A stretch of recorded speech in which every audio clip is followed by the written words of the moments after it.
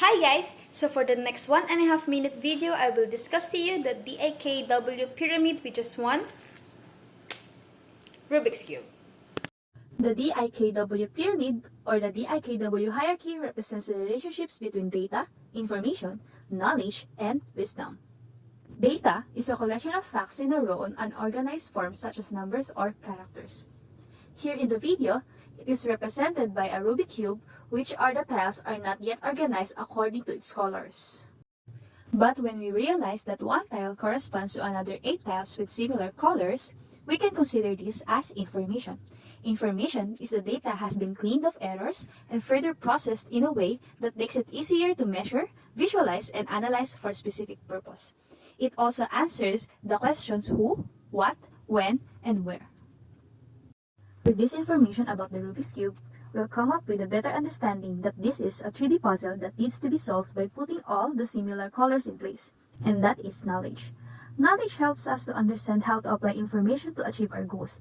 In this cube's case, all we need to do is to move and rotate the tiles to solve the puzzle. Now, we just need to put our knowledge into action. Wisdom is the knowledge applied in action and is the top of the IKW hierarchy. Here, all I did is to move and rotate the tiles to solve the cube. Then, I just stopped because I forgot to solve the third layer. So that's the DIKW hierarchy or pyramid. But to fully understand wisdom, it will be discussed to the next video. Our topic for this part is wisdom. We hope to figure out both what it is and how we can cultivate it in ourselves and in others. And we're also eager to think about where all the wise men and women have gone. After all, ours is an age of unparalleled scientific knowledge and technological expertise. But for all of our knowledge and expertise, we don't seem to have an excess of wisdom. Quite the contrary, in fact. Now, once upon a time, especially in the ancient world, philosophers thought a lot about the nature of wisdom. In fact, that was true almost by definition. The two Greek words philo and Sofia, from which our word philosophy is derived, literally means love of wisdom. I think it would be fair to say that for many Greek philosophers, the pursuit of wisdom was the be-all and end-all of philosophy. Great morning, Marketistas! I'm Arman Oliveros, and my topic today is about information versus meaning. Exciting, isn't it? So come on, let's check this out. Exercising 30 minutes a day can lead to enormous benefits in terms of your mood, health, weight, and the ability to live an independent and fulfilling life. That is our information, our knowledge based on a particular fact. However, we need to reduce the non-essential information in order for us to deliver the aha moment. Remember, less information is more meaning. It is not possible to have meaning with information overload. That's why we need to stop wishing and start doing. Because it is essential for us to see the meaning behind this information. Remember, exercising doesn't need to be very difficult or very athletic. Okay na yung pinagpawisan tayo every morning. And also guys, don't forget to replenish yourself with Gatorade, your number one sports drink. Gatorade, baka naman. Sponsor. Marketista kami, no?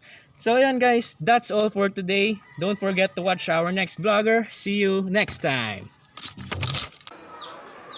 After knowing about data, information, knowledge, and wisdom, how can we connect it to summary and synthesis? First, let's define summary and synthesis. Summary is the reduction process of something big or lengthy. Ito ang nagpo-provide ng background, nagbibigay ng main points, or ng buong flow in a very brief manner. While on the other hand, si synthesis ay nagpapakita ng understanding sa isang bagay sa pamamagitan ng pagre-relate nito sa ibang bagay. Nagdadagdag tayo ng value sa pamamagitan ng connective thinking. Anong kinalaman dito ni data, information, knowledge, and wisdom? So, i-explain natin ang concepts na ito sa pamamagitan ng pagsusummarize at pagsisynthesize. So, as you can see, here is a visual metaphor of the DIKY model. So, paano siyang na-summarize? By looking at the model, we can see the relationship sa pamagitan ng data, information, wisdom, and knowledge. So, data is broad and on the lowest level. It's a hierarchy of how these data, information, knowledge, and wisdom increase in level. So, to synthesize this, those elements on the topmost of the pyramid are valuable and scarce. It is on the highest level, just like how the hierarchy is seen and represented in a pyramid. So basically, this DIKY model is a good example of how visual summary and synthesis works. So visual summary sa part na nirepresent natin ang levels ng DIKY into a pyramid. But analyzation sa kung ano ang mas mataas, mas mahalaga at mas mahirap makuha ay naipakita sa pamamagitan ng pagre-relate at pagkoconnect nito sa hierarchy na ipinapresent ng pyramid. Thus, doon natin naipaloob ang synthesis para sa DIKY model. Ngayong naintindihan na natin ang tungkol sa summary and synthesis, dumako tayo sa narratives and stories. Hi, I am Michelle at ngayon naman i-discuss ko sa inyo ang mga pagkakapareho at pagkakaiba ng narratives and stories, as well as ang relationship nila kung bakit minsan napagpapalit-palit natin yung dalawang concepts na yon. First off is the definition. So, stories are the description of imaginary people and events, while narratives are an account of events or a set of beliefs, values, and worldview. So, ang stories, madalas makikita natin sa mga movies, books, Wattpad, anime, manga, and the like. So, sa stories, nagkukwento sila ng imaginary people and events kung saan may mapupulot ka mga lessons na magagamit mo in real life. While ang narrative is like a system of those stories.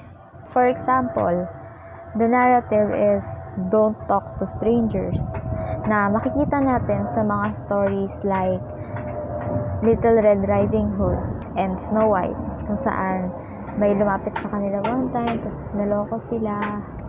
I'm not really sure sa story ng Little Red Riding Hood, pero yung sa Snow White, yung nilapitan siya ng witch, tapos pinakain siya ng apple, din nakatulog siya, namatay siya, hindi ko na maalala. Don't Talk to Strangers yung concept in which there are numerous stories that revolves around that narrative. So in this case, the narrative isn't necessarily the lesson in a story, but a concept of belief or values na mini-mirror ng society to make it more entertaining and more understandable, especially for children. Kasi doon naman intended yung mga ganong stories. Another difference of stories and narratives are that stories have a definite plot or a beginning, middle, and end. While sa narrative, the idea or the concept is continuously evolving or ongoing. So, it unfolds over time. Unlike sa stories na after ikis si Snow White, nagising siya, then happy ending. Sa narrative na Don't Talk to Strangers, ongoing yun. So, kahit may umopose doon sa idea na yun, the concept or belief will still prevail. So, sa narrative, yung idea mismo, yung pinapresent sa'yo. Yung story naman is a way of communicating those narratives. Despite these differences, meron din naman silang similarities. So, pareho silang set of events, as well as meron din silang characters that have the motivation or influence that drive results and actions. So, sa story, yung drive ng character para ma-achieve yung specific goal niya, illustrated din. Pero, may ending. Same din sa narrative, meron din characters, may goal, pero continuous siya. The purpose of the story is to entertain or draw attention to its audience, while ang narrative naman shows the big picture or it gives meaning and view of the possibilities. So if you're a brand, the story is what catches the attention of your target market or your customers, while the narrative is what makes them stay. The narrative comprises of your mission, your vision, the story, the product, the culture, and others. Maraming concept na nakapaloob sa isang narrative na gustong i-deliver ng brand na yon. And yung narrative na yon is mag-reflect sa mga stories na ikukwento ng mga customers mo about sa product mo. In conclusion, there are millions of stories in a single narrative. And once again, I am Michelle and thank you for listening to my story time. I'm Lyndel and I will be discussing about the ethical perspectives of the narrative. So one of the most important thing that you should consider in your ethical deliberation is to locate and extend the possibilities and the ethical aspects of the issue. It is to avoid the ethical dilemma, and many times we ended up with suboptimal choices. It's because the alternatives weren't considered. So by that, for narratives in connection to Aristotle, since the goal of a story is to persuade, narratives and stories are expected to be related to the three modes of persuasion by Aristotle. One is the ethos, or the appeal to ethical values. The audience will feel that the argument is ethical and morally acceptable when it contains statements that divides what is right and what is wrong. So that sense, the audience will accept the argument. Next is the pathos, or the appeal to emotions. It is using emotional appeals to convince that the conclusion of an argument is acceptable. Third is the logos, or the appeal to logic.